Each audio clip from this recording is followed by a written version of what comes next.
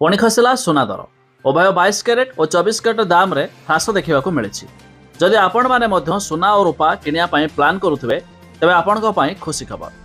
तेरे केते टंका ह्रास है नुआ दर केते रही जहाँ जदि आपण मैंने किनिया चाहूवे सेतिकी दर दे किनीपारे।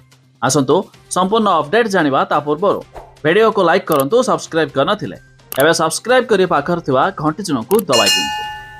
तेबे जान रखंतु आम राजधानी भुवनेश्वर अर्थात ओडिशा मूल्य रे आज मध्य सुना दाम रे 1200 टंका ह्रास देखा मिली 10 ग्राम प्रति। आ नुआ दर शुद्ध सुना 24 कैरेट दाम रे 10 ग्राम प्रति 71,400 टंका रही बेले 22 कैरेट दाम रे 10 ग्राम प्रति 69,600 टंका देखा मिली। सेहीपरि MCX अर्थात मुंबईर मल्टी कमोडिटी एक्सचेंज रे आज मध्य सुना दर 10 ग्राम प्रति 1800 टंका ह्रास देखा मिली।